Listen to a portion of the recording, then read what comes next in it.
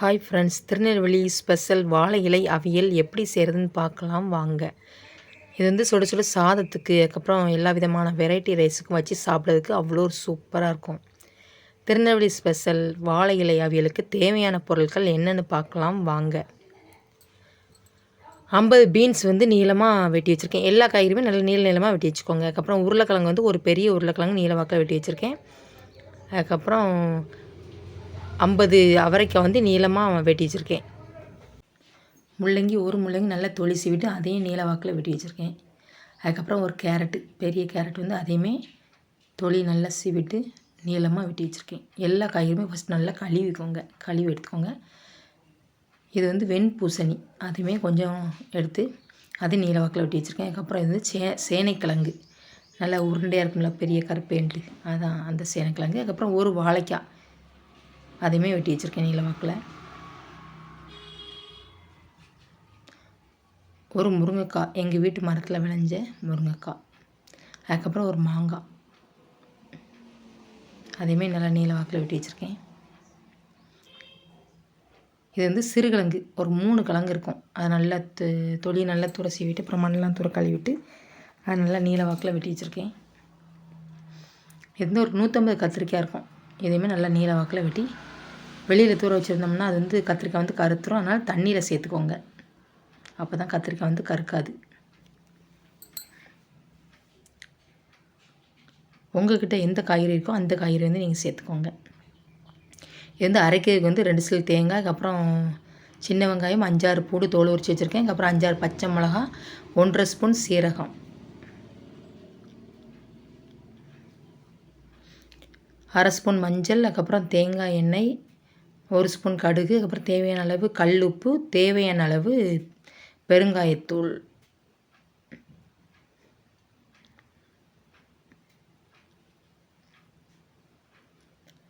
ஒரு பாத்திரத்தை அடுப்பில் வச்சுக்கோங்க. பாத்திரம் நல்லா சூடானதுக்கப்புறம் தேங்காய் எண்ணெய் சேர்த்துக்கோங்க. இந்த அவியலுக்கு வந்து தேங்காய் எண்ணெய் சேர்த்தா நல்லா மணமாக இருக்கும். அப்படி உங்கள்கிட்ட தேங்காய் எண்ணெய் இல்லைன்னா நீங்கள் எந்த எண்ணெய் வேணாலும் சேர்த்துக்கோங்க.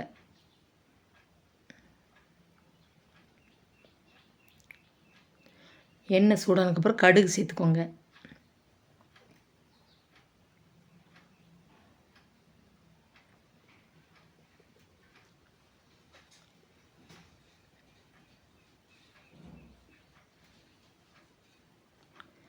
கடுகு நல்லா பொரிஞ்சதுக்கப்புறம் பெருங்காயத்தூள் சேர்த்துக்கோங்க. ஏன்னா ஒரு சில காய்கறி வந்து வாய்வு, அதனால் பெருங்காயத்தூள் சேர்த்துக்கிட்டிங்கன்னா ரொம்ப ரொம்ப நல்லது. கருவேப்பிலை சேர்த்துக்கோங்க, ஒரு கொத்து கருவேப்பிலை சேர்த்துக்கோங்க, நல்லா மணமாக இருக்கும். அதை லைட்டாக இந்த மாதிரி கரண்டி வச்சு கிண்டி விட்டுக்கோங்க.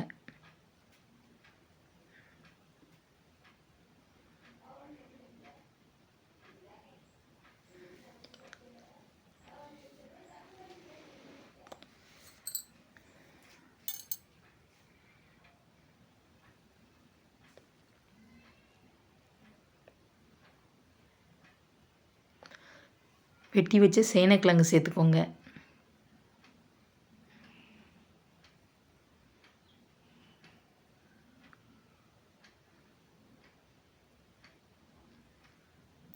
அதுக்கப்புறம் கேரட் சேர்த்துக்கோங்க. எல்லா விதமான காய்கறியுமே உடம்புக்கு ரொம்ப ரொம்ப நல்லது. அதனால் கட்டாயம் வச்சு அவியல் வச்சு சாப்பிடுங்க. சின்ன குழந்தைகளுமே இந்த மாதிரி வச்சு சாப்பிடுங்க, நல்லா விரும்பி விரும்பி சாப்பிடுவாங்க. அதுக்கப்புறம் பீன்ஸ் சேர்த்துக்கோங்க.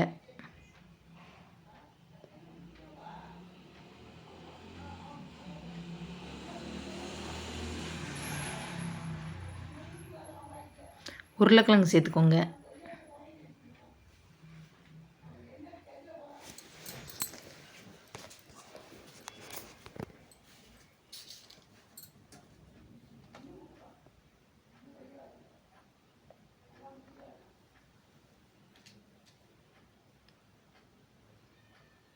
அதுக்கப்புறம் முள்ளங்கி சேர்த்துக்கோங்க.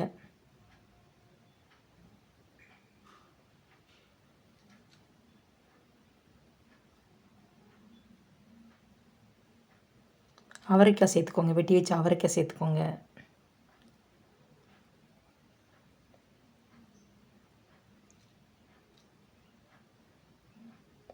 முருங்கைக்காய் சேர்த்துக்கோங்க.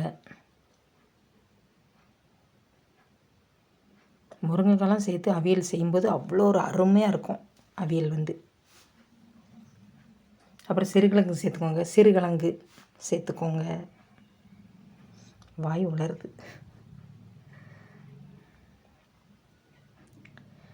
வாழைக்காய் சேர்த்துக்கோங்க.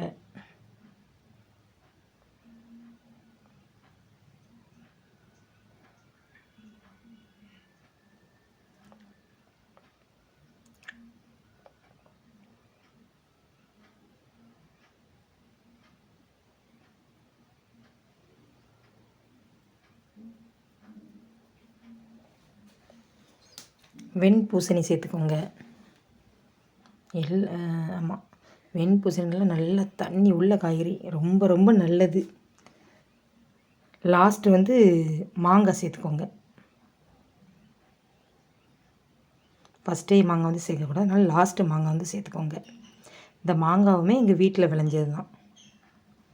நல்லா அப்படியே நல்லா கிண்டி விட்டுக்கோங்க. அந்த எண்ணெயிலே கிண்டி விடும்போது இன்னும் டேஸ்ட்டாக இருக்கும்.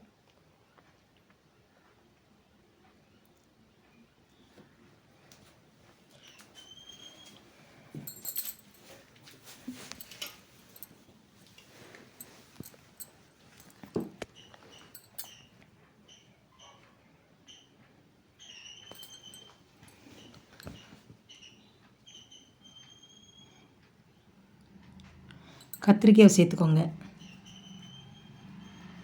எல்லா காய்கறியுமே நல்லா நீளமாக தான் வெட்டணும். அப்படி வெட்டினா தான் சீக்கிரம் நல்லா வேகும்.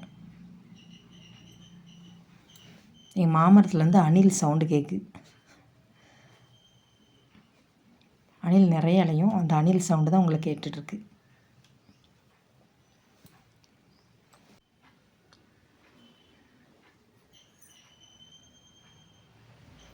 நல்லா அப்படியே நல்லா கிண்டி விட்டுக்கோங்க.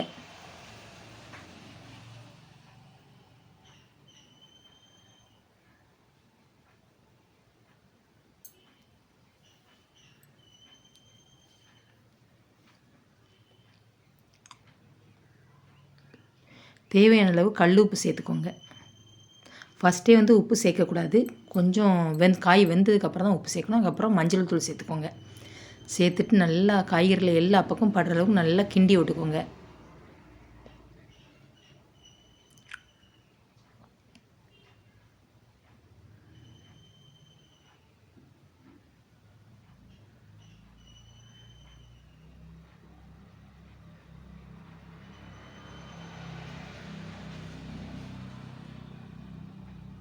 கொஞ்ச நேரம் மூடி வச்சுக்கோங்க. அப்போ தான் காய் வந்து நல்லா வேகும். அடுப்பு வந்து சிம்மில் வச்சுக்கோங்க. அதுக்கப்புறம் நல்லா அந்த அந்த தட்டை தூர எடுத்துட்டு மறுபடியும் நல்லா கிண்டி விட்டுக்கோங்க.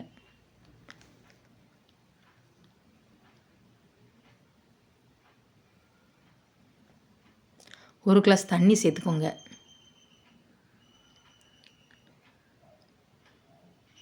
காய்கறியில் ஏற்கனவே கொஞ்சம் தண்ணி விடும், இருந்தாலும் ஒரு கிளாஸ் தண்ணி சேர்த்துக்கோங்க.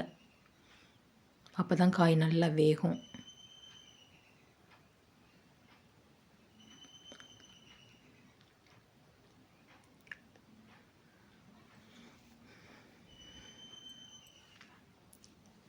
மறுபடியும் கொஞ்ச நேரம் மூடி வச்சுக்கோங்க. அதுக்கப்புறம் அரைக்கைக்கு வந்து 2 சில் தேங்காய் வந்து மிக்ஸி ஜாரில் பொடிச்சு பொடிசாக கட் பண்ணியிருக்கேன். அதுக்கப்புறம் சின்ன வெங்காயம், பூண்டு, நான் வந்து 6 பச்சை மிளகாய் சேர்த்துருக்கேன். உங்களுக்கு எந்த அளவுக்கு காரம் தேவையோ அந்தளவுக்கு நீங்கள் வந்து பச்சை மிளகாய் சேர்த்துக்கோங்க. சீரகம் சேர்த்துக்கோங்க. கொஞ்சம் தண்ணி சேர்த்து நல்லா மையாக அரைச்சிக்கோங்க.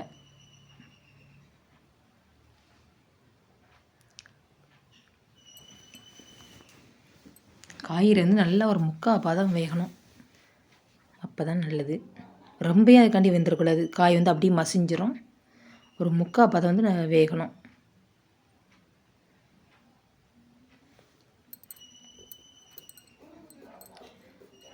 நான் வந்து வாணலில் வந்து மாற்றிக்கிட்டேன் காய்கறி ஃபுல்லாக. ஏன்னா அது வந்து கிண்டி விடுறதுக்கு வசம் இல்லைனால வாணலில் வந்து காய்கறி ஃபுல்லாக மாற்றிக்கிட்டேன்.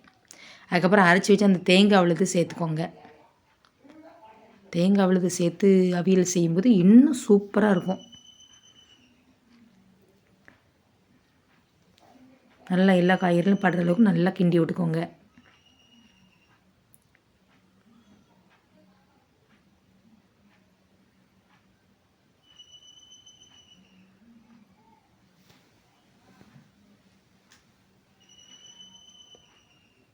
அந்த பச்சை வாசனை போகணும், அந்தளவுக்கு கிண்டி விடணும். தேங்காயோட பச்சை வாசனை போகணும், அந்தளவுக்கு நல்லா கிண்டி விட்டுக்கணும்.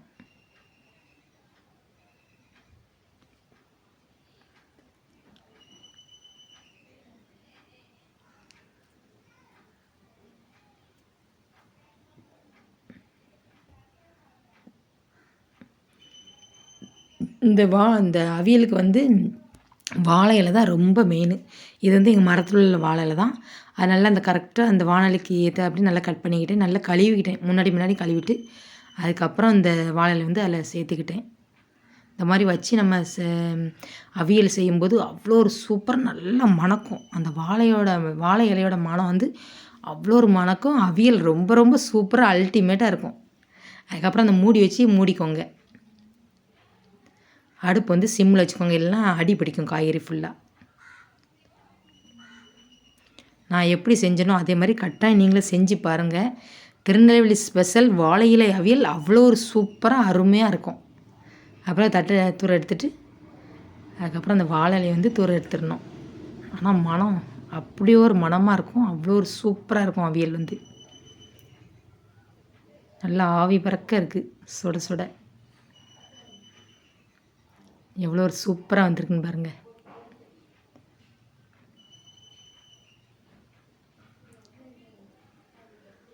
பார்க்குறதுக்கே அவ்வளோ ஒரு சூப்பராக இருக்குது, சாப்பிட்றதுக்கு செம டேஸ்ட்டாக இருக்கும். அடுப்பு ஆஃப் பண்ணிக்கோங்க. திருநெல்வேலி ஸ்பெஷல் வாழை இலை அவியல் ரெடி. நீங்களும் கட்டாயம் இந்த மாதிரி செஞ்சு பாருங்கள்.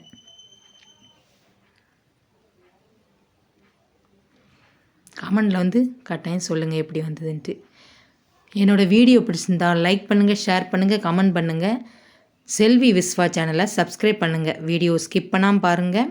ஹைப் வந்து கட்டாயம் கொடுங்க ஃப்ரெண்ட்ஸ். தேங்க்யூ, பாய்.